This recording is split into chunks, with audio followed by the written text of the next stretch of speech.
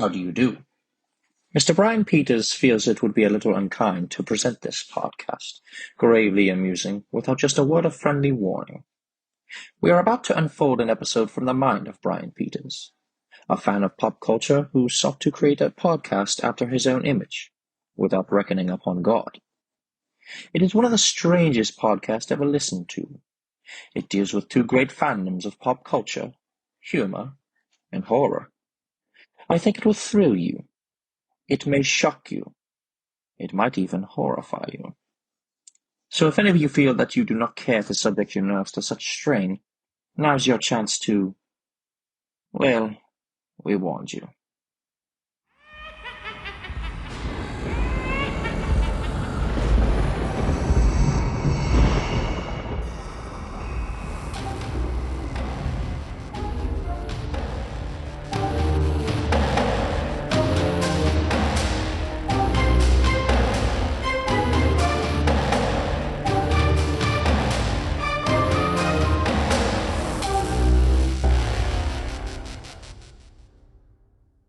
Hello, everyone, and welcome to another exciting episode of Gravely Amusing, the only pop culture podcast that know which one of the Pickwick triplets did it. I am your host, Bryan Peters, and I'm here with special guest Tyler Patrick of the world-famous Krypton Report podcast, the only DC podcast that you can rent for 5 nights at Blockbuster. Hey, Tyler, what's up, man? What's up, man? I'm happy to be back. Thank you. I'm really excited for this episode. So you're excited because you're here with me. Yes. And I'm the greatest. This is true. You know, I get up in the morning and I piss blood. Then excellence. Then excellence. But you know, we've since we've been friends for 5 years, 6. I know, 6 years. Thanks, Siri. 5, 6 years, 6. 2018. 5 years. 5 years. Just however old my daughter is, subtract a year. Yeah, whatever. But things that we love, DC Comics, Yep. superheroes, and monsters. That's what brought us together. And my favorite Universal monster is Frankenstein, just because of how Boris looks, and I like the mad scientist thing, and I'm an Incredible Hulk fan and stuff. But your favorite, and probably if I'm honest with myself, it might be my favorite, really, deep down, the Wolfman. Yeah. And He's your absolute favorite. he is my absolute favorite. And it'll be sprinkled of why throughout this conversation. I feel like I should have put on my Wolfman shirt, but I just, didn't feel like changing. I'm wearing an Incredible Hulk shirt. Or grab my Wolfman. You're wearing mask. a Superman shirt. And just, dude, it's more scary when you come over and I'm not wearing one. You're like, wrong with you? I'm gonna be brutally honest with you. When you're not wearing a Superman shirt, I get really scared. Like I'm like, is this Twilight Zone? Are my glasses gonna break? Are my hearing aids gonna break? I don't see anything. Is it a holiday? No. Is there any special occasion going on? No. All right, now I'm worried. Because at my funeral, you're gonna wear a black Superman shirt. I am. And then you're gonna try to resurrect me and put me in a Kryptonian whatever. Yeah. And at my funeral, I'm paying one dude to stand in the back dressed as a Grim Reaper. And then I'm gonna have my friend Devin throw some salt in there and lighter fluid and toss in a match. My man. So Tyler, with all the stuff that you know about werewolves, like what is the origin of the werewolf? Like where does it come from? So I want to take a step back to get to that question. But a couple of years ago, when I was finishing up my degree and I was working on an original script, I had an idea for a werewolf movie, but before I started plotting it, and I went hardcore into research and in just watching pretty much every werewolf movie I could get my hands on at the time. And I'm gonna pause there just because I have another comment to go with that, but I'm gonna see if it comes up in our conversation. But the most traditions I can find, it goes to Roman, and the Norse father and son, who are more like skinwalker werewolves. I don't have any notes on Roman, the Roman mythology.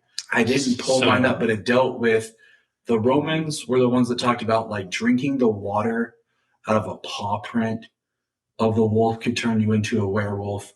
And there was a story about a feast where a person turned into a beast. And if I would have thought about it, like if I knew we were going to delve more into the mythology, I would have went and dug it all out. But I have a callback here. Remember my first episode when I had that big long rant about like how I wanted to start this podcast? Yeah. And I talked about the Epic of Gilgan or Gilgamesh, whatever. Mm-hmm. So in the Epic of Gilgamesh, some scholars say that that's actually where werewolves started. Some people say it. There are conflicting reports, listeners, of where werewolves really came from. But in the Epic of Gilgamesh, Gilgamesh rejected a potential lover because she had turned her previous mate into a wolf. So that's part of it. Mm-hmm. In Greek mythology, there is a legend of, I'll probably butcher this name, Lycoin?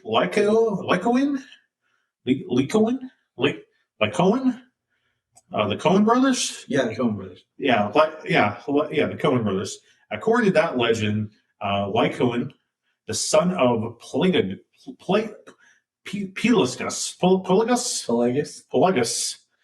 angered Zeus when he served Zeus a meal made from the remains of a sacrificed boy. As punishment, Zeus turned the Coen brothers and their sons into wolves. Now, werewolves are also in early Nordic folklore. The saga of the Volsungs tells the story of a father and son, that's probably what you were talking about, who discovered wolf pelts and had the power to turn people into wolves for 10 days. They don the pelts, they transform into wolves, and they go on a killing rampage in the forest. Yes. The rampage ends, though, when the father attacks his son, causing a lethal wound. The son only survives because a kind raven gives the father a leaf with healing powers. The raven, I suppose, is Odin. Yeah, that makes sense. I was, whatever. But most werewolf stories actually are excuses for serial killers that I found. Like in 1521, Frenchman Pierre Bargot, or Pierre Escargot, and Michael Verdun allegedly swore allegiance to the devil and claimed to have some ointment that turned them into wolves. After confessing to brutally murdering several children, they were both burned to death at the stake, because at this time, for some reason, fire was believed to be able to kill a werewolf.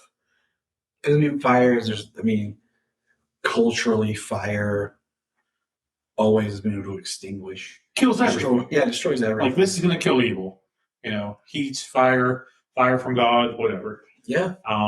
So there was a werewolf known as the Werewolf of Dole, and his name was Giles Gardner, and he was a 16th century Frenchman who claimed to fame was also an ointment with wolf morphing abilities.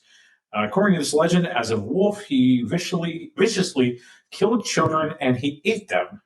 He, too, was burned at the stake. Now, whether it was drugs, mental illness, devil worship, or just being sick bastards, we're not sure, but to the French and to the people of superstition, to them, such heinous crimes of murder, cannibalism, killing children, it can only be committed by a beast. So they just threw the werewolf title on it and said, the werewolf, But Peter Stubb, a wealthy 15th century farmer in Bedburg, Germany, he may be the most notorious werewolf of them all. Have you ever heard of that guy? Yeah. Well, according to folklore, he turned into a wolf-like creature at night and devoured many citizens. Peter was eventually blamed for the killings after being cornered by hunters who claimed that they actually saw him shapeshift from wolf to human form. He experienced a grisly execution after confessing under torture to savagely killing animals, men, women, and children, and eating their remains. He also confessed he owned an enchanted belt that gave him the power to transform into that wolf at will. For some reason, the belt was never found. Suspicious indeed. But Peter's controversial since because Some people believe he actually wasn't the killer, and he confessed out of fear because during this time, and this kind of has gone hand to hand in medieval mythology or medieval times, uh, wolves and witches have gone hand in hand. Interesting. Where there's a witch hunt for women, there's a werewolf hunt for men. That's fascinating. And they've gone hand in hand. So, and I need to study more of this, but the gypsy culture, like, and I bet you have, because you're probably dying to say something by the look on your face. I want to know more about the gypsy culture because gypsies are very much associated with witches. And if werewolves and witches go hand in hand, my interest is piqued. So, question: do full moons make people crazier? I mean, it's always said that. Or is it just a bunch of BS because people say it? I mean, the full moon deals with gravitational, if you know scientific, with gravitational pull and the tides and everything. And our bodies are 90% water, and you can look at the gravitational pull to water in itself pulls on us and can cause maybe any kind of reaction to our body and blood. So I mean, you could say that. I mean, I've never really researched that there's empirical evidence. Do you ever find yourself being a little bit more crazy, randy, or whatever on a full moon? I know I do. But I have my own small problems on a full moon. But No, I just figure I probably have to poop. does it make people crazy, or is it an excuse for people to be crazy? I think it's more of an excuse for people to be crazy. But a study in 2010, they did a study in 2010 in Australia at the Calvary Manor Newcastle Hospital, and they discovered that a full moon brings out the beast in many humans.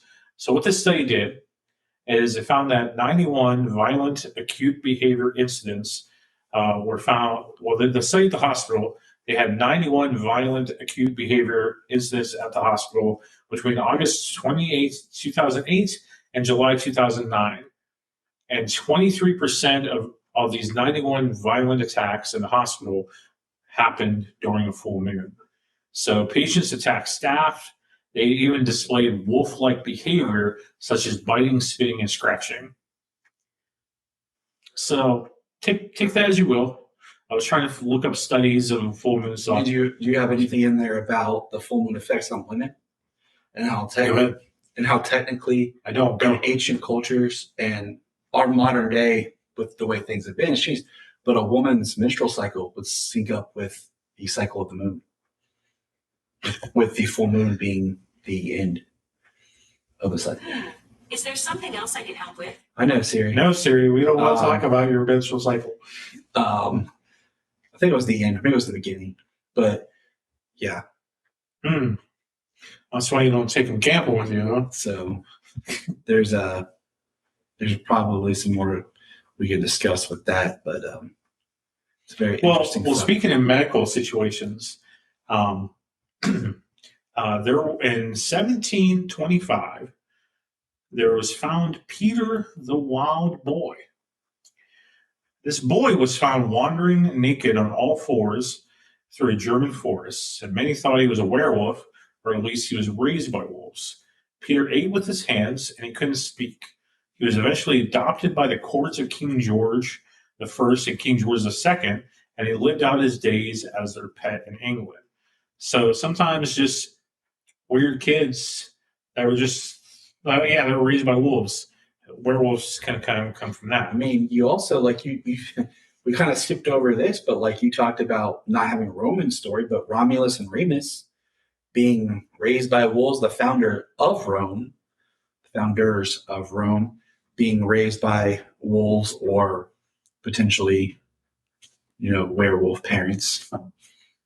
Yep, absolutely. So other medical conditions that may have encouraged werewolf mania.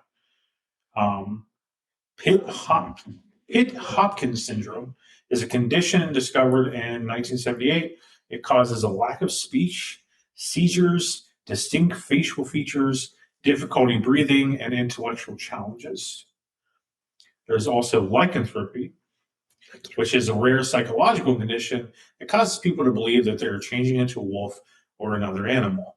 I really liked in Wolfman 2010, we'll hit on that a little bit, that scene where they're like, oh, this is all it is. It's all in his head. It's all, that caused him to think it. Werewolf conditions have been tied to food poisoning, whatever. Rabies, of course. Hypertrichosis, which is a rare genetic disorder causing excessive hair growth. So, like people with hair all over their face, like the Wolfman or whatever. The circus wolf boy from good old PT. Yeah. And just people being high. But throughout the centuries, people have used werewolves and other mystic beasts to explain the unexplainable.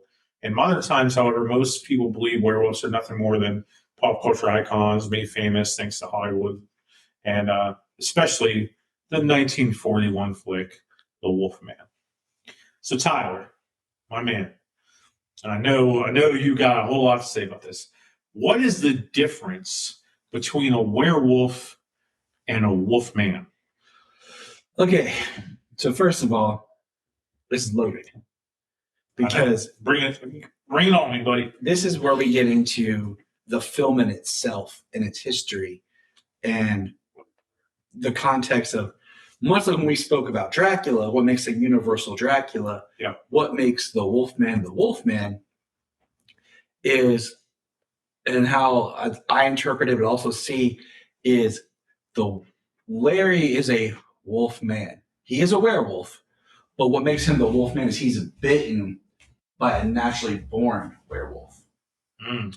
That's your difference. Now, don't ask me, because we never get into with this film and this mythology where Bela wolf from, but he is a natural born werewolf. And then Larry is bitten, and that's what he becomes, the wolf man. But he's still a werewolf, because they even say, and they tell him he's a werewolf and everything. But he has a different... So Bela's naturally born werewolf? Yes. Meaning like his father was a werewolf? I don't know if his father was, or if it runs in the... Where was that from? The script? This part of it was in the script, and it's just... I think it was just conversation. Maybe it was in the conversation with the creation of it. Because... I never knew that. There is a distinction between like just a regular wolf and then the Wolfman. And the universe, and that's, I think, when we talk about the Universal monsters, because Universal did do a werewolf movie, but this made it so big and iconic, the Wolfman. And that is, the werewolves a lot of times in mythology, a lot of movies, are more wolf-like. They're more on all fours at all times. The Wolfman is more man-like, walking on 2 feet. So there's your kind of just a little bit of your distinction in there, because the Wolfman, as a werewolf mythology, has its own rules. We'll talk about. Oh yeah, we're definitely going to get there. So characteristics and the history of werewolves here. Okay, the transformation sometimes may be temporary, sometimes it's permanent. The were animal may be the man himself metamorphosized. Sometimes, in some legends, it's a double whose activity leaves the real man to all appearance unchanged. So he's just like a double is created, where basically the man's just chilling there in like a coma state, and like a second being is created from him and goes and does wolf stuff.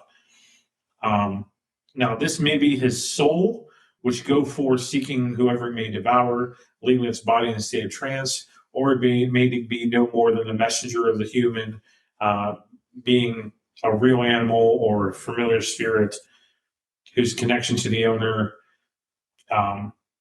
is through psychological connection. So basically, the man's in a trance, his soul leaves his body, but whatever happens to this wolf soul physically will affect the man, and it's linked psychologically. That's something I found in folklore. Werewolves were said in European folklore to bear physical traits even in their human form.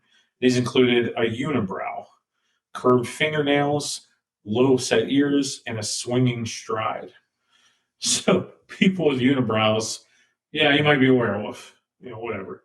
One method of identifying a werewolf in its human form was to cut the flesh of the accused, and under that cut would be fur. Mm. So in the wound would be buried fur. Oh, wow. A Russian superstition. That kind of makes me think about the idea about when the transformation, like about the wolf coming from within out. Yeah. Where we've seen where they rip the skin off and there's a wolf compared to like turning into the wolf. It's like the wolf is birthed inside of them. Well, we'll definitely get into what we prefer. Russians believe that you can tell a werewolf by hair under their tongue. Okay. Now, the appearance of a werewolf in its animal form varies from culture to culture, though it's most commonly portrayed as being indistinguishable from ordinary wolves, save for the fact that a werewolf has no tail. A trait. Now, if a witch turns into a wolf, it'll have a tail, but a werewolf will not have a tail, according to some folklore. It's just weird. The wolf is also larger than a normal wolf, and it retains human eyes, and it can speak. Now, according to Swedish folklore, the werewolf could be distinguished from a regular wolf by the fact that it would run on 3 legs, and it would stretch the 4th leg backwards to look like a tail. That doesn't make sense to me, but, they're Swedish, whatever. Now, after returning to human forms, werewolves are usually documented in folklore as being extremely weak and undergoing nervous depression or anxiety. So right when they turn to human, they were at their weakest point. Now, one trait in medieval Europe was the werewolf's habit of devouring recently buried corpses. Something else. Like a dog, they would dig up the bones and go from that. So what we know for sure is that werewolf accusations and wolf and witch accusations go hand in hand. Usually werewolves are cannibals. They are killers, mostly serial killers. But how does one become a werewolf in the first place? Can we just point out real quick? Yeah, man. Talking about the Wolfman, and we'll get back to it. But in a lot of the folklore and the myths, the werewolf in itself takes more of a wolf characteristics and has more of that pure wolf look than what the Wolfman. Absolutely. Like werewolves to me, to you, and just looking up stuff, werewolves are straight like wolves. Mm-hmm.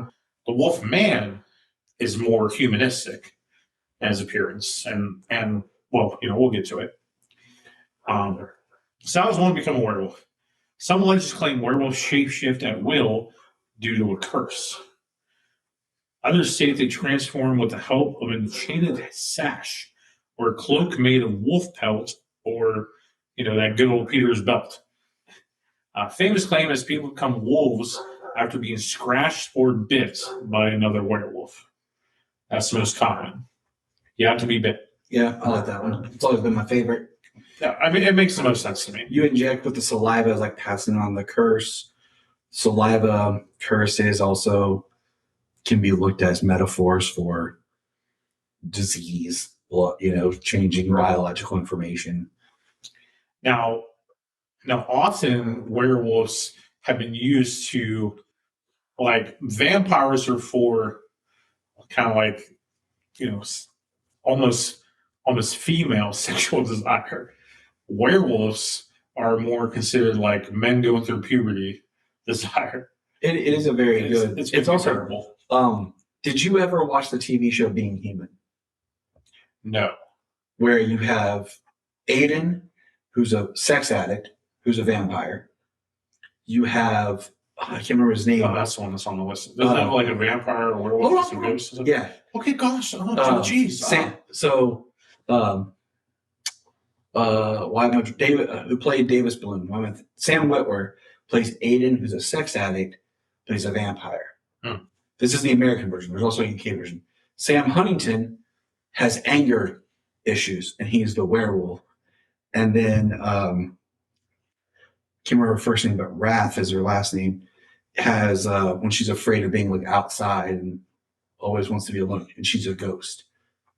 So what they do is they use these real human traits that we all deal with through the lens of these supernatural creatures. And they're all roommates. Sound like a freaking awesome show. It was. I forgot what it's called, but it was on my list. Yeah. So I watched the American version and never watched the UK version. UK might be better. Sometimes it is. Sometimes it ain't. Huh. So, Tyler, some ways that you can cure being a werewolf. This one made me laugh. I really like this one. The ancient Greeks and Romans believed in the power of exhaustion, that you could cure a werewolf by basically just making them tired. Just give them a lot of physical activity and the hope that the wolf will be tired and basically leave them. So basically, you could just throw him in a hamster wheel and he'd be all right. That's what they believed. In medieval Europe, they believed that you had to find some way to medically do it, either by a vial of wolfsbane. You can surgically remove the werewolf or whatever, or by exorcism. But many of these cures by medieval practices, they basically just kill people. So they thought that they could just open up the skull, remove a part of the brain, and they could take the werewolf out. They thought that they could inject people with wolfbane, whatever, or just exorcise them. And an Arabic belief says that the werewolf can be cured of its ailment by striking it on the forehead or scalp with a knife. Just, I guess, the butt of a knife, something like that. Another belief from that same culture involves the piercing of the werewolf's hands with nails. It's a little stigmata. Yeah, just get a stigmata and then, like, it's fine. Stigmata crucifixion? You'd be all right. Just walk it off. Some German villages, they say that a werewolf can be cured if we were to simply address it 3 times by its Christian name. You just say its real name 3 times and it'll be cured. Now, a Danish belief says that if you merely scold the werewolf, you'll cure it. So if you just yell, "Hey, bastard, stop it!" Cure it. That's I don't think it's going to work. There is a belief in the medieval period that if you could find somebody that was a werewolf in human form and you converted them to Christianity, they will be cured. That's cool. So your mom has attempted this many times to many of these. I was wondering we were going to. I had one lined up. I was like, "Who's going to get there first, me or you?" And it truly has worked 0% of the time, every time. Now, Tyler, where does the silver bullet thing come from? It really comes from this movie, The Wolfman, because this one talks about but silver in itself has been discussed in folklore and in cultures of being able to kill evil or unholiness, because that Judas was given silver to betray Jesus. And it was linked to the ultimate evil, kind of being able to fight against that. And when we dive more into the Wolfman itself, we'll discuss the breakdown of certain things that are in this film. But that's really where the silver came from. Now, the bullet in itself, is briefly mentioned in this film, because a silver bullet's never shot in this movie. Not in this one. We get the silver of the stick so, but that's really kind of where the silver originates, is in the folklore there, but put into this film. This movie adds so much to the folklore. And we'll get there. We'll get there. About why this movie, I think, has so much prominence to it. But so I did look up as much as I could. English folklore has tales of shapeshifters being vulnerable to silver. And of course, you have Judas and in the Bible, absolutely. Now, just like you said, the first film is in 1941's Wolfman is the first film to depict a silver bullet or a silver object is needed to kill a werewolf. This was the first film that involved that a full moon had something to do with it as well, to turn a werewolf. But you don't get the full transformation due to a full moon. You get it more in a sequel, where the full moon's a big part of it. Now, I want to ask you this. How do you feel about the theory that werewolves descend from Dracula? I'm like, because you read the book, you read Dracula with me, and there's this whole thing that Dracula says about wolves and controlling wolves. My thing is kind of like they would be like his creations in himself. I mean, I thought I was getting some Stephen Sommers shit there, some Van Helsing movie shit, and I say shit. We love you. Well, I didn't mark this as explicit, but now I have to. So thanks, asshole. So that's getting into some Stephen Sommers crap there with the Van Helsing, only Dracula can be bitten by a werewolf. I can see, the fact that Dracula in the book and everything talks about being turned into a wolf. I don't like it because I think there's so much more cultural relevancy in other areas of where it comes from. But I can see where the argument could be made, especially when you touch on the fact that we don't really know when Dracula began. Right. But I like to have them separate because then I feel like then it becomes like what they did in Van Helsing, the wolf versus, being the enemy, complete enemy of the vampire. So, yep, totally with you. But in the novel Dracula says this, that he says that that some of his people are Schlesvies. I can't even say Schlesvies, but they're Hungarian nobles. And Dracula says this, we Schlesvies have a right to be proud, for in our veins flows the blood of many brave races who fought as the lion fights for lordship. Here, in the whirlpool of European races, the Urgit tribe bore down from Iceland the fighting spirit which Thor and Woden gave them, which their berserkers displayed to such full intent in the seaboards of Europe, and of Asia and Africa too, till the people thought that the werewolves themselves had come. Is it a wonder that we were a conquering race, that we were proud, that when the Mager, the Lombard, the Eeyore, blah, blah, blah, blah, blah.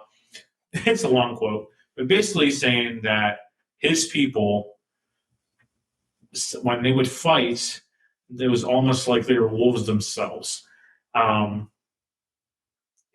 know from Dracula that sometimes he says things and you think he's thinking something else, but he's really saying what he means.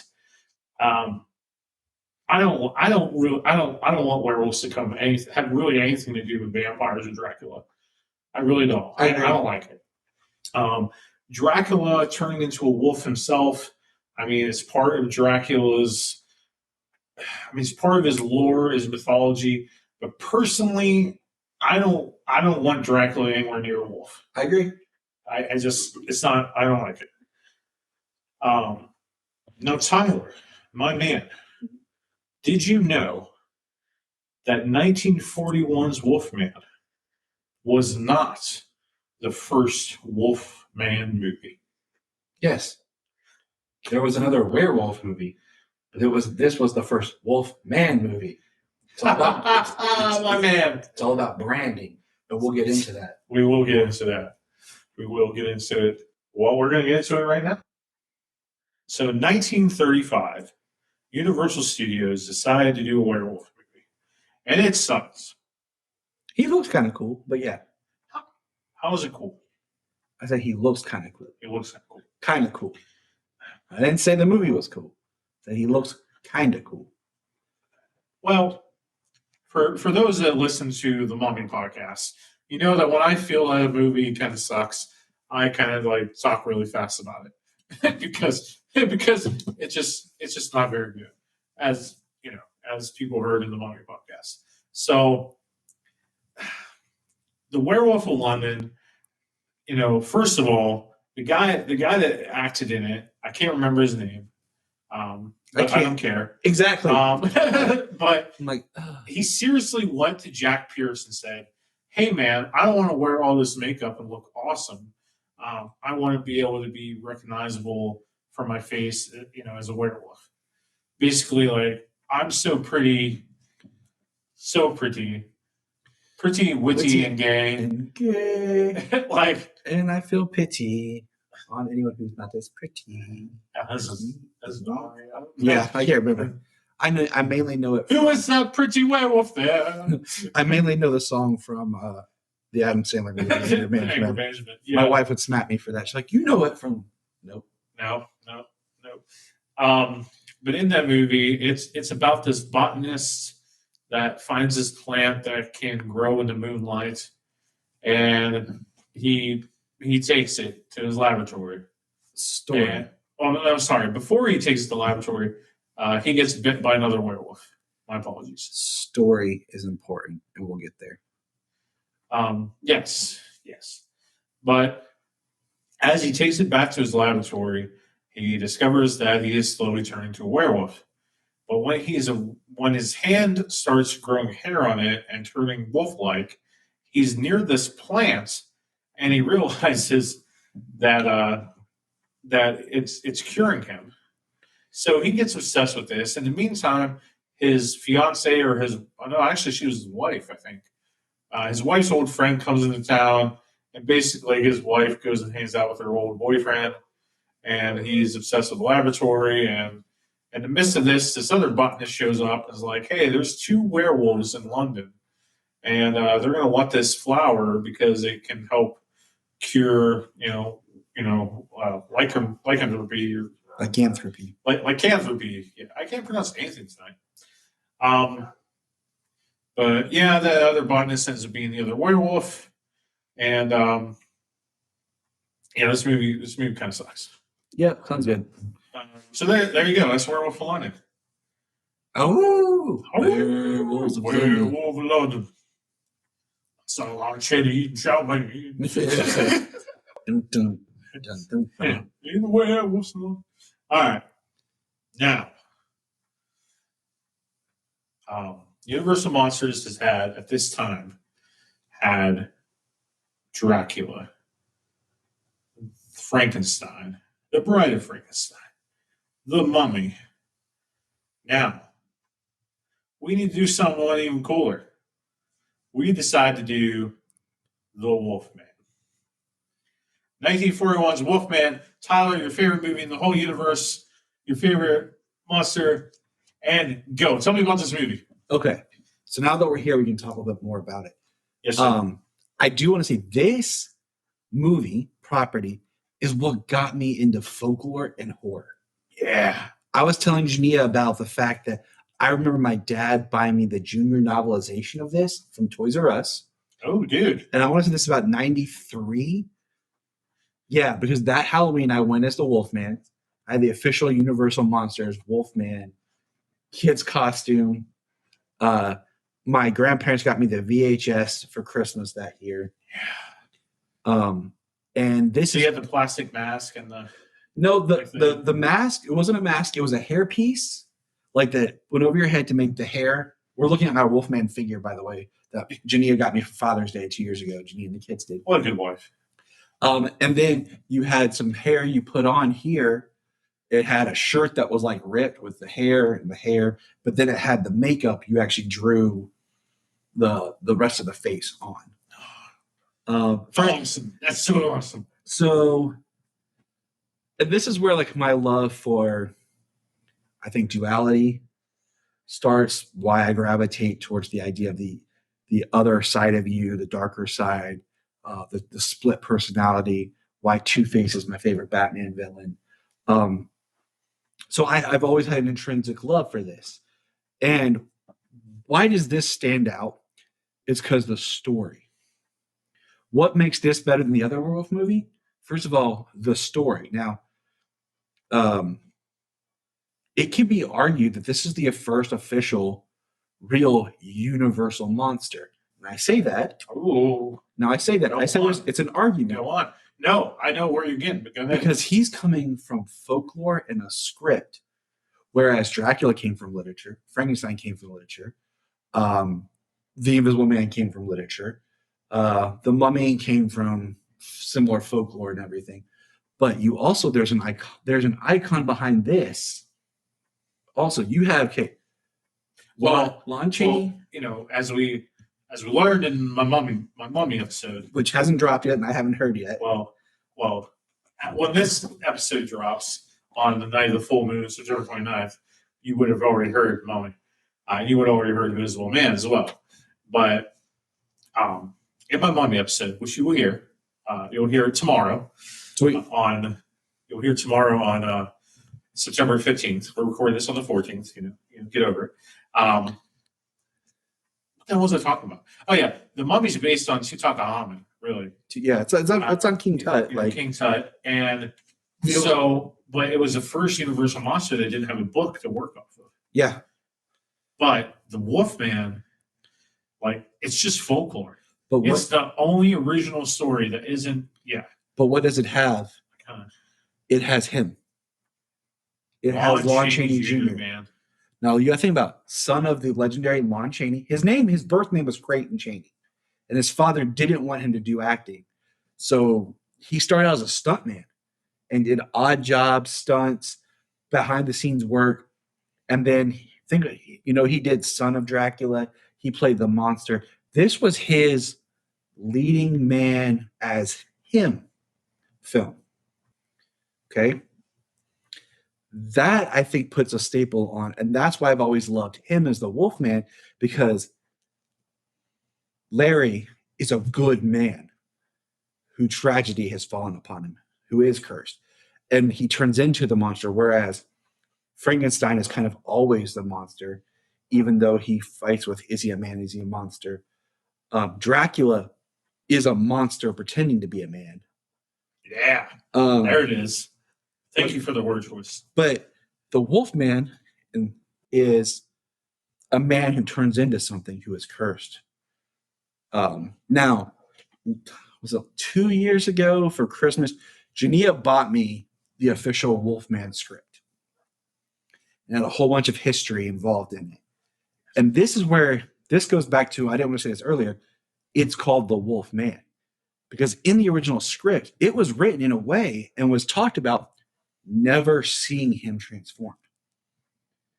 The idea was that Wolfman, implying was we never really knew if he was turning into this wolf or if it was in his head. There was a scene in the script talking about how he was like moving over top of a puddle of water, and in the reflection, you saw the wolf.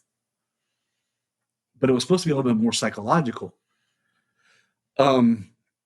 The original script is neat because there's scenes that are not in this, but there's also it's a perfect example of things being changed while filming and on the set. Because Larry was not supposed to be the son of Sir John. He was Larry, who was coming from America. The idea was an American being brought to this European back old-timey town to work on Sir John's telescope. And it was about this American out of place and this tragedy befalling him. That's why some of the scenes, if you look at, they're a little interesting. But then they go in and talk. They change him. He is Lawrence Talbot. He is the son. They even create he had a twin brother who died, who was John, so it's technically Sir John Jr., and that there is an understory of Larry being kind of the prodigal son. Now, that theme is never drawn out in this because most of this was not written with him as the son. Okay? The other thing is, and I always hated the whole pentagram and the Wolfman thing until I read the script and I read Kurt Siodmak talk about it. Kurt Siodmak, escaped Nazi. Well, you be butchering it. Oh no, I always do it. I always apologize. He escaped Nazi Germany. The writer of the script. The writer of the script, and he talked about he incorporated the pentagram as like the idea of being marked for death and like a curse by a star, and being hunted because of a star, and that's what he experienced being Jewish, escaping Nazi Germany. And once I read That's powerful. I was like, I'm good with it. In the context of this film, I'm good with it because he's bringing his own personal tragedy into the story. Now, one of the other allegories that was brought up with the Wolfman was the idea of alcoholism. How during the day you're a great man, but then night comes, you start drinking, you turn into something else. So I've always. The Wolfman, once again, that Jack Pierce makeup. It's iconic. Okay? The greatest. The way they did Lon Chaney up in his actions, the fact that it is the tragedy of Larry, and we love Larry. Larry's a good man. He's just having fun. I mean, his only real temptation was trying to seduce Gwen and take her away from her fiance. That's where he done screwed up, and that's why he got bit.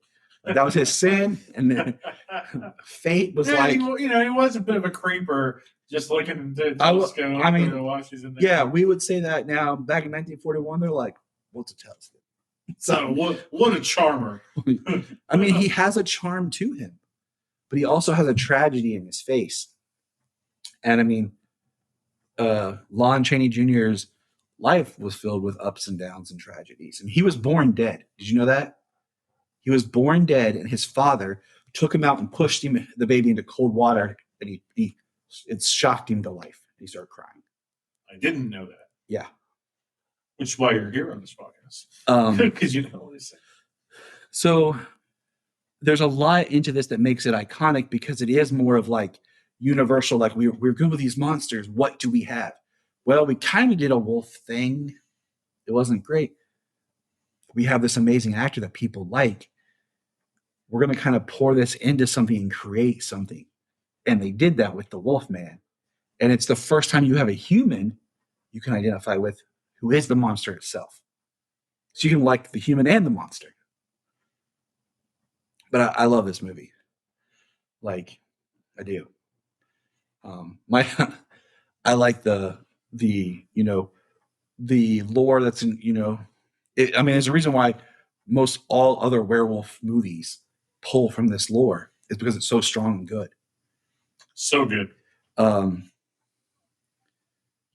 old gypsy poem that's in this. How's it go, Tyler? In this film. In this one.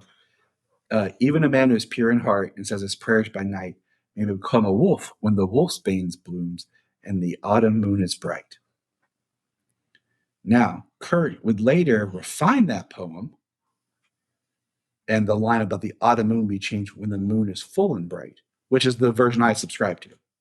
Because absolutely, because then it makes it sound like he can. Because it makes like he can only turn, during Halloween or whatever. Yeah, he's like what, 2 months, 2 cycles. That's it. Okay.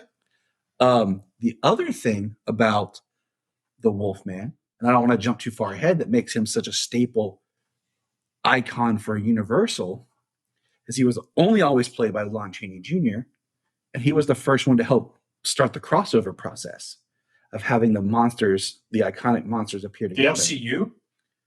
Yeah, take that, Kevin Feige. But it was always Lon Chaney Jr. compared to how the monster, the Frankenstein creature, was played by Karloff, Strange, Bela Lugosi, and Lon Chaney Jr. So there wasn't that consistency. But this character is associated with the actor, which is sad because Lugosi didn't have that like he should have. Lugosi should definitely have that for Dracula. Like, it should have been his role. Boris Karloff should have been the monster every time. Yes. Boris, maybe should have been the mummy, every time. I don't know. Yeah.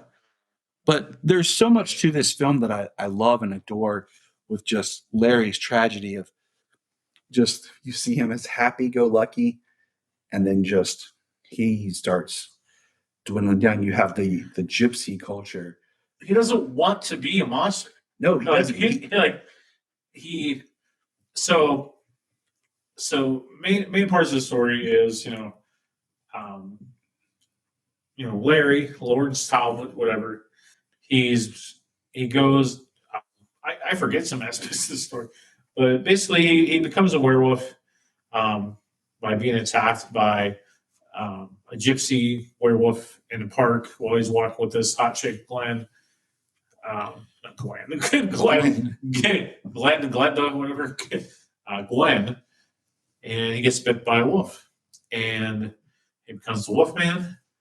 And part of the curse of the Wolfman is whoever has the pentagram on them, and the Wolfman sees the pentagram in their hand, which we're actually ironically watching that scene right now. Yep. As the symbol shows up on Gwen's hand.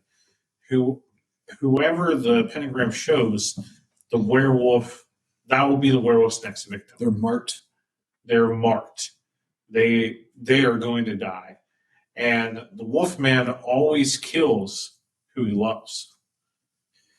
I will say, how heartbreaking is that, man? The lore for this, in one werewolf movie that had all the ingredients to be great, but studio interference, reshoots really destroyed it, was Wes Craven's Cursed. That really was inspired by this movie because they pulled a lot of the mythos from this movie with the pentagram and everything. And for the script that I worked on for school, I pulled not a good bit, but I worked within the realm of this as well as other folklore. But I mean, they also have in this about the fact that werewolf can only be killed by someone that loves them. Yes. And that's why, Sir John, kills Larry, but he doesn't stay dead. And they find a good way for how he doesn't stay dead in, the sequel with a silver cane and everything.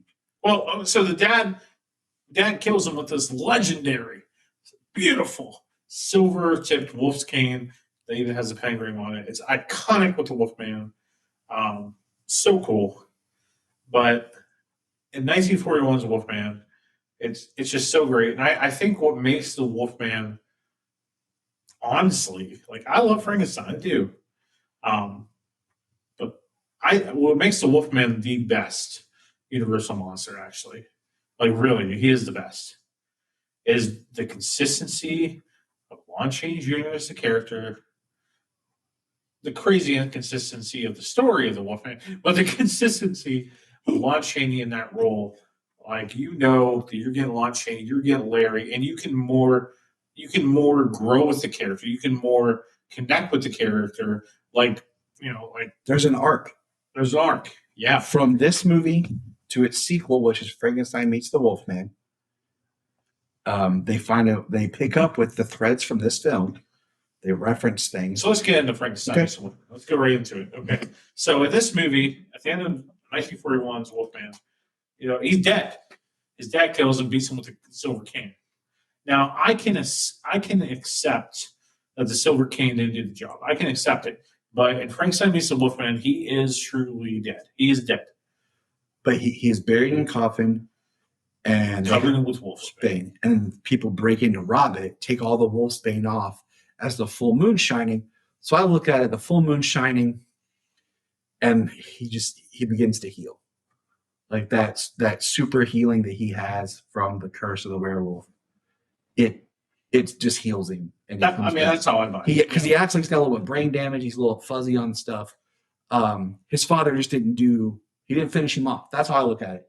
He beat him down to a state of like, he turned back to where he was He's like, oh, dying. crap, it's my son. I'm done. I'm done beating him now. It just you got to always find a way to bring him back. Yeah, you have to. I mean, especially when the movie's successful. And I feel like they found a way that it was. I'll go with it. Okay, but do you like that Larry is officially a member of the undead, if you will, or do you take it in your mind that like he's never fully dead, so it doesn't really count as him being the undead? I take it as he's never fully dead. That's fair. It's kind of like how I feel about Superman, the death of Superman. Like, he really didn't die. He was like basically beat into a coma where no one, like, it was so low that they couldn't really detect a pulse. But that's why, his Kryptonian technology revived him, is because it healed him and brought him back. But he didn't actually completely die as we would die. Death of Superman, my ass. Coma of Superman, Dan Jurgens. But that's how because I always look at Larry as being that man who has 1 foot in the supernatural and 1 foot out. I don't want to get too far into the movie, but the second film that solidified my love for him was Abbott and Costello Meet the Wolfman, Frankenstein and Dracula. Because in that film, we'll get there. That's a season finale. I know. All I just want to say into it is, like, you meet Larry, who teams up with Bud and Lou, and Larry is come to terms with who he is as the Wolfman, and he's using his prolonged life to hunt Dracula, to be Dracula's nemesis, to stop him. Even though he can't control his other side, Larry himself still lives, and that's what always made me love the Wolfman more, is because Larry is a good guy. Larry's a great guy. Now, so Larry, wakes up from the dead, and he wants to stay dead. I also want to say that Frankenstein meets the Wolfman is the first ever crossover of these monsters, and that's what helps solidify the Wolfman as being the werewolf of the Universal monsters. Yes, why it helps bury Werewolf of London is because of the crossovers and the actor. Yes. So this would be your Batman v Superman, of whatever. So Larry doesn't want to be alive anymore. You know what? We forgot something. What? We forgot Maleva. I think Maleva is essential to the Wolfman story. Especially in your first film. I think of her as Alfred, dude. In a sense, I mean, because once again, she was the mother of Bela. She spent her time dealing with her son and his curse. Looking at this film, like I said, there were script changes. There's lightheartedness in certain things as far as how we as the modern audience dig for deeper detail in our story. But I think Maleva is needed because, and she is one of, I think, the good parts. And you and I had a conversation on my podcast for Patreon about the 2010 Wolfman remake of what helps that story. Oh, him attacking Gwen is great. There's a story about they were doing this and the fog, she got lightheaded and she actually passed out and was laying on the ground and they forgot her. They had to go back and fight. But it's, there's technically been 3 Wolfmen that Universal has said are Wolfmen. This one, number 1, Chef's Kiss. Number 2, bullcrap Stephen Sommers Wolfman. We're getting there. I don't count. We'll get there. And then third's the remake. But yes, we'll get there. So how do you feel about this plan that he has to go to Dr. Frankenstein, who's been long dead, but now Baroness Frankenstein, if you will, find these notes, find the Frankenstein's monster, and like the whole plot of we're going to suck the life out of you. We're going to kill you by sucking the life out of you. It goes back to kind of the folklore that we talked about earlier, about kind of exhaustion and taking it out of you. I think that Dr. Frankenstein gets a lot more credit in these latter films because his book was called The Secrets of Life and Death. And he gets a lot more credit about being some supernatural doctor than what he was. But But it's a nice plot device that makes sense that this guy built this monster and was screwing around with stuff he shouldn't be, that maybe he knows a way to help or to cure him. Maybe, which... But it should have been Dr. Van Helsing. But by that time, they would have been like Van Helsing Jr. Or Agatha. Or, I mean, there would have to be some descendant. Yeah. You know what I'm saying? I think that we're robbed by not having Van Helsing, the doctor, brought up again, or some student of Van Helsing showing up. Yeah. We are really robbed of that because Dr. Frankenstein plays more of the catalyst of what brings the monsters together. Yes. So greatest cop in history right here. Just quickly makes up a Siri reason. is our guest tonight as well. The cop, what does the cop say? Just where he's like, he did. I'm sorry, Sir John. Larry must have heard the attack and ran to help, and in the mix of everything was killed. I'm sorry. Like, I'm not, it's no wonder he doesn't have any problems at his precinct. He's like, and solved. And see. So Frankenstein meets the Wolfman. It ends with Frankenstein actually fighting the monster, or Wolfman fighting the monster, and they fall into a waterfall. And then they get frozen in it. Yep. Fast forward to House of Frankenstein. Yeah. So I can't remember how the movie starts, but like they get thawed out of the ice, don't they? Yeah, basically I did not like House of Frankenstein. House of Frankenstein and Dracula could really be edited and tweaked into one movie with where the way things play out in it. But basically you have this guy who escapes from prison, and it's Boris Karloff, and they find the monster and Larry Talbot, and yeah. So like basically, long story short, Talbot wants to be cured, and Frankenstein has a hunchback assistant. The hunchback basically like wants Larry's body to like be pretty. Yep. Larry wants to be cured, and this one he's not cured. Nope. I can't remember. No, he's not. Yeah, he's not cured. But yeah, long story short, this movie's not very good.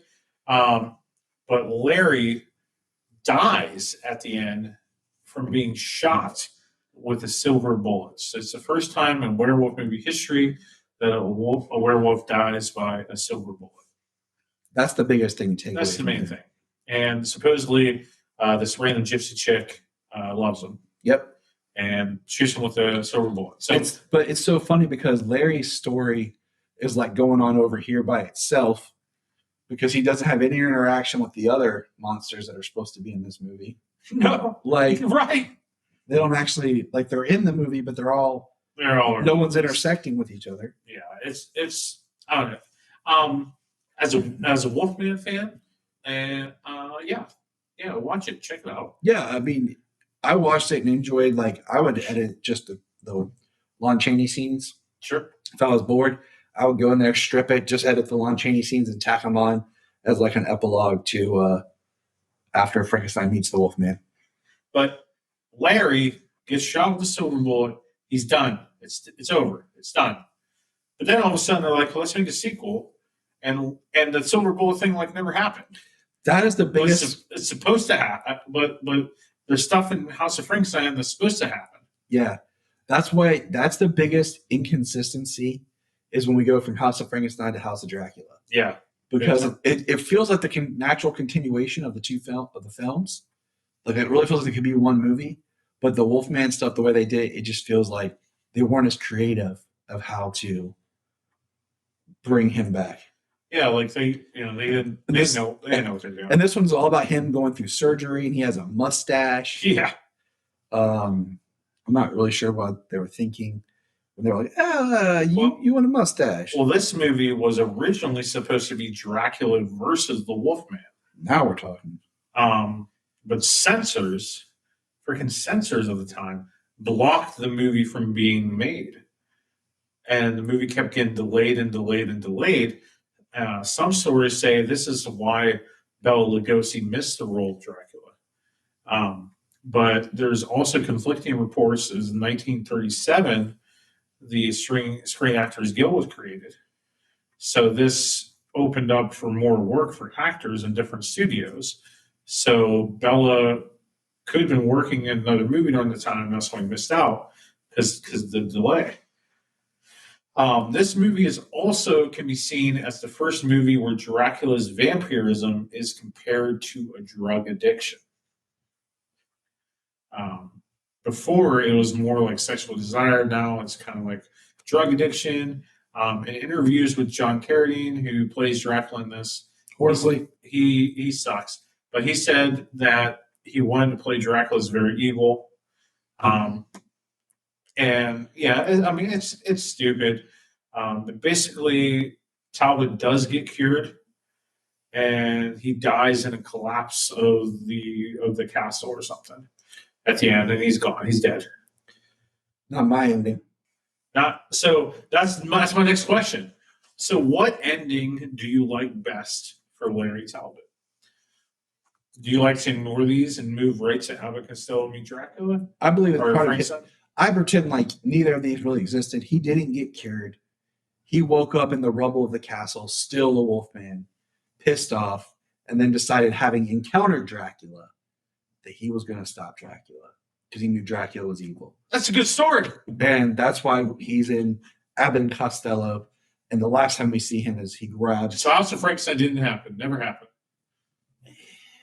It did. Yeah, you can clip it. I would say it did. It just shows the more of like Larry's journey of being tormented and never finding a cure. It's just another example of maybe he can't die. Maybe there's something about him that I could write a whole nother movie here. Yeah, you could. He couldn't die. You know, the problem is with all these monster movies is you always want to end it on the happy note where the monsters are dead, and then the next writer's job is to how did the monster not die last time? And we can keep going. Like freaking comic books. How can we change that ending? All right. So the next time we see Universal's quote unquote Wolfman is in Stephen Sommers' Van Helsing. Is that even Larry? No, it's crap. Who the heck is that Wolfman? Okay, it's not the Wolfman. Break it down. It's We're going to just- talk it's- more about it in the Van because- Helsing episode. But go ahead. Yeah, that's cool. It's the problem is they just were using the generic term the Wolfman. They didn't understand what made the Wolfman special, or the Wolfman in itself. They just made him a werewolf. Yep. Because they go into like It was not a Wolfman. It was a werewolf. because Larry's Wolfman is governed by certain rules and laws that makes it the Wolfman and not a werewolf. Okay. One of the biggest, like we talked about earlier, what makes the Wolfman. But in Van Helsing, it was a full-on wolf, more like an underworld style wolf. And he rips his flesh off and the wolf is underneath. I hate it. I hate it. And it's just like there's 3 wolves in that movie, 3 quote unquote wolfmans, whatever. Wolf people. In that movie. But none of them are really the Wolfman because should have been in that film, if you want to use that film, you should have had a character like if it was going to be her brother, great. Or it should have been someone else that showed up who is like, I always like the American being dropped into this like European culture or something like that, like the outsider coming in. I do not like Van Helsing being a werewolf. That was stupid and I I hate it. really hate him being an angel. Don't get me started, dude. Like, what the hell were you doing? That is always one of Summers those- didn't write that, did he? No. Or he just directed it. He just directed it. It's always one of those movies that I always try to go back and watch again, thinking maybe I'll like it one more time, and it just makes me mad because there's so much good. When that movie was announced, we'll get into it. We'll get into the nitty-gritty. But when that movie was announced, I was so freaking excited because this is it. My monsters from Oh, no. childhood are getting this huge movie. Like they even threw Dr. Jekyll and Mr. Hyde in it, who's not even a Universal monster traditionally. He walks that line, Yeah. Um, I do have a Dr. Jekyll and Mr. Hyde episode. Director Stephen Sommers, written by Stephen Sommers. Steven! You let us down, bro. And I talked so much beauty. He bit off more than I he talked could. so much greatness of him with the Mummy. Yeah, My Mummy episode. he bit off more than he could chew with this But one. Van Helsing, yeah. He Man, what redeemed was he himself. thinking? If you ever seen his adaptation movie of Odd Thomas, That was his redemption, bro. that was a great film. Very sad. Jeff's like, you gotta watch this. Anton Yelchin, one of my favorite actors. Rest in peace, bud. Yeah. Oh man, what a great movie! Go see that movie, man.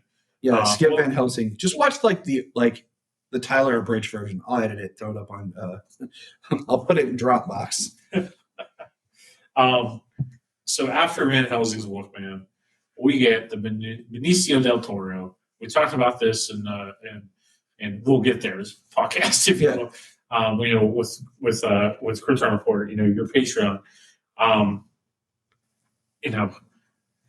You could throw that in up if you wanted to throw that in there because it was a really good discussion. It was a great discussion. Check it out, definitely. My quick breakdown of that is but quick thoughts of that Wolfman. I love his look. I love that they took it back like the 1800s and they made it gothic. I love the imagery and the gothicness of that film. There's problems in the story. I think Benicio was great. So great. I know there was an original script that was supposed to be used that got changed, and I want to find the original script because it was Andrew Kevin Walker who wrote Seven and then wrote Sleepy Hollow. So I'd love we'll be talking Sleepy Hollow. That's why I'm teasing. But my thought is there's some story faults in that. But as far as following the Wolfman trope, like what the Wolfman is, they do a pretty good job. When they do it, he looks great. They do make him a little bit more wolf-like, but they still keep a little bit more of the manness in his makeup and stuff. They don't go too far into wolf. They're still, wolf manness. 2 legs more. They do get some cool shots of him on all fours running and back to 2, which I'm okay with because they were trying to make it a little bit more werewolf. But they it's like one of those. It's another movie better than Van Helsing, but it's like there's so much good in it I like, and I enjoy it and I'll watch it. But there's little stuff in it I wish wasn't because just in general, I'm not a gore person, and I thought there was way too much gore in there. Way too much. It took away from the whole thing. Like so recently I've been making my way through. I cross-referenced like 4 or 5 different best werewolf lists, right? And I've been watching all these werewolf movies, and when I watch Dog Soldiers, okay, gore in that, okay, I expect that. But there's something about when you say Universal's Wolfman, I'm not there for gore. I'm there for a great story about a tragic man who a curse has been, fallen him. And I want to see the wolf. And yes, I want it to be kind of scary and intense. But I'm not there to see blood and guts everywhere. And that to me takes away from the film. What could have been a very good gothic thriller gets bogged down with cheap effects with the gore. Hey, if you like gore, check it out. It's not a horrible movie. It's not by any means. And I recommend the theatrical cut, not the direct. Yeah, theatrical. The unrated has, Bryan and I watched that, has some extra scenes that the scenes themselves are cool, but in the whole of the film do not work because they needed to be expanded and really worked into the story, the narrative more. But I love Benicio in the role. And I won't get into my whole what I would have done, change the story-wise, because that was on the other podcast. Yes. But it breaks my heart that it didn't do better than it did because I love the score to that film as well. Because there is a classicness and a poetry to the characters that are the Universal monsters. especially to the Wolfman, a good man who tragedy befell him. But Even a man whose pure hearts. I'm going to ask you something, Brian. I'm gonna bring up something for your listeners, and you can disagree with me, and that's okay. But what I have found is, other than 1941's The Wolfman, there has never been a great werewolf movie. There have been good movies, but there has never been a great one. I disagree. Which one you got? Teen Wolf. I could argue that, yes. I only say it's a great werewolf movie because of what it is.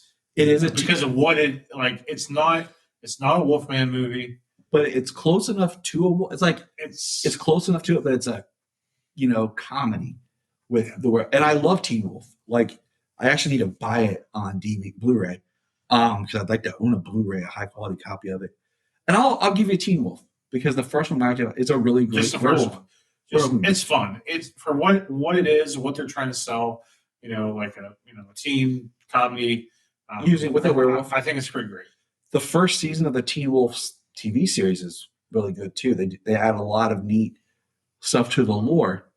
But I will say, as far as films, everyone that I've watched, and I've gone through these lists of supposedly great werewolf movies, I don't think they're great. They're good. Okay. Because then we got to wrap it up. But I'm sorry, listeners. If it's your favorite, that's fine. To each his own. But Tyler and I, being brothers in the multiverse, if you will, where American Werewolf in London is not the best werewolf movie. It is not. It's the transformation scene, top notch. Top notch. We'll give you Rick that. Baker. We'll give you that. That's why he did the makeup for the 2011 or 2010 Wolfman. Yeah. But the story, like the idea of him being hot, I thought that was fun and cool. But then, like, there's so many parts in that movie that could have been funnier. Like when they're in the theater, like the porn theater. Like, it could have been funnier. It could have been funnier. And it wasn't. The idea that he sees his dead friend. I hate that. I absolutely hate that he sees his victims. I hate that. I hate that. I hate, like, the wolf eats the hearts thing. Like, and then they made that horrible, it's like a spin-off reboot sequel. American Werewolf in Paris. Yep. Yeah. It's horrible. Yeah. I watched that a couple of years back when I was doing all my research. But I don't think everyone will always say these movies. The Howling, the first one, American Werewolf in London, Silver Bullet. I think Silver Bullet is good, but I think you could have really used the source material of the book and made it a little bit stronger. So I think that is definitely one that I would love to see made into a limited series, like an 8-episode series. And I already have it mapped out, and I can tell you how to do it. The Cycle of the Werewolf by Stephen King is what it is. I think Silver Bullet is good, but not great. So you know what could have been great? If they would have made that dark. This is a good segue. If they would have made that dark universe Wolfman and had the great one, The Rock, Dwayne Johnson, as the Wolfman. What great casting there, buddy! Jesus, I remember they said, "What the hell were they thinking? The Rock is the Wolfman? Come on, that was a horrible call." You'd have to make it a horror comedy. Well, yeah, it would have to be very much like a comical element. It'd have to be like the Wolfman meets Teen Wolf for it to work at all. But a Samoan I don't see him playing the tragedy. No, you know what I'm saying? No, but that idea is gone. I talk a lot about the Dark Universe in the Mummy episode. Yeah, but I know. I said I bought that movie specifically so I can have it with subtitles to watch with you, and we can tear it apart. Yes, we did. We will. But there's a lot of talks. It's 2019 that there's going to be a Ryan Gosling-led Wolfman movie. So, what are your thoughts as Ryan Gosling as possibly the new Lawrence Talbot? One, What do you want from it, and what do you think you're going to get? One, if it's Ryan Gosling, he's a great actor, so I Yes. have faith in him. Two, last I heard, it was supposed to be written and directed by Lee Winnell. Lee Winnell's definitely come up as a writer director. His last film being the 2020 Invisible Man. He got his horror chops writing and working along James Wan, one of my favorite directors. Period. Best ever. So my only thing with the Wolfman is play into the Larry Talbot, play into the tragedy, play into the nature of the story. But I would love for it to be set like in the 40s, like I kind was of, hoping you said that. because I loved in the Benicio del Toro version that they set in the 1800s, like a gothic thriller. Loved it. But I think if you set it in the 40s and called back to the original movie, because just that time when superstitions still run really true in people, we nowadays, because of modern technology, sometimes it's harder to adapt these movies to today or major cities and make them feel as lethal and real. But going to a time when people still had superstition really helps lead to Wrote us. the validity of these things, especially if you want to be serious. If you're going for like a comedy, like a horror comedy or camp, modern day works. So I'm just saying, like, I wouldn't want it set in the 80s. I wouldn't want it set in the 90s. But Yeah, like the 40s. the 40s or the 50s could be cool to play with. But there's just that, there's a special way about the 40s, I think, is a great way of showing a ode to the original monsters. Yes. So. I really, really hope that, really hope it comes. I hope we get it. Because. And just do it one movie at a time. Don't like announce like, we're gonna, do this whole universe. Just take it one movie at a time and surprise us that you're connecting and making a universe, What made the MCU work so well? Well, the fact that we didn't even know that there was an MCU until the end of Iron Man, and Samuel L. Jackson shows up and is like, "Hey, let's talk about Avengers." So with the Dark Universe, man, I mean, they got us so excited, and they just. I think they should have stuck with it. They should just stay the course. Well, like these studios, man, they get so scared when a movie doesn't make like X amount of money. You don't drop over $200 million because the problem with that movie is they banked it on a movie star and not letting the property sell itself. Well, I talk about it in the Mummy podcast, and I can't wait to hear it because this is what I told you the first. No holds barred in that podcast. You need to get someone who is a humble actor who understands their role. Yep. You know who would be a good Wolfman? Benicio del Toro. I mean, yeah, he was great, but I'm saying like, I think Patrick Wilson could do it cool. Thinking about like just the James Wan and Lee Winnell, like he has that like everyman quality, happy-go-lucky who falls tragedy. Because I don't think of Ryan Gosling when I think of Wolfman. I don't either, and I think you have to have a man, and I think like dude in his 30s or 40s. I think 40s would be a good for the Wolfman because he's got to be like he's lived. He can't be young. He can't be like a 20-some-year-old dude. Like he's got to be he's got to have like some life under him, But I don't know. I hope it happens. I hope it's good. I do too. But what you said about the MCU, they already had 2 films in the can before we even knew about it. Yep. And they did a movie and then had a teaser scene at the end. But the movie itself wasn't selling a universe. It was just focused on the character.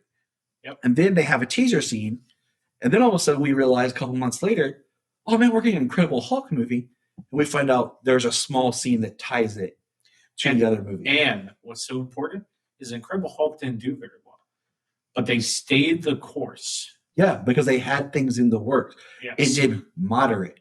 But They didn't just say, screw it, we're not doing the Dark Universe. yeah, they banked everything. They were going to do. I mean, look at the people they got, like Javier Bardem and Johnny Depp. All these people that are quality actors to bring these, and they should have just It would done have them. been something special. They should have just done them all as period pieces. Yeah. And it should never have been called the Dark Universe. That was just Dark stupid. Universe is such stupid. All right. Lon Chaney Jr., Wolfman. See it. The Howling, the first, good, not great werewolf movie. If you disagree with me about, you have a reason why you think there is a great werewolf movie, send it to me, but I'll argue either way. And the correct answer for the greatest werewolf movie, of course, is Wolf with Jack Nicholson. No. No, the correct answer is The Monsters Wolf, which we will talk about eventually. But everybody, I hope you enjoyed this Wolfman episode. Tyler and I have been waiting for you for a long time. And we hope that you were horrified. We hope we thrilled you. But we hope we left you bravely amused. Good night, everybody.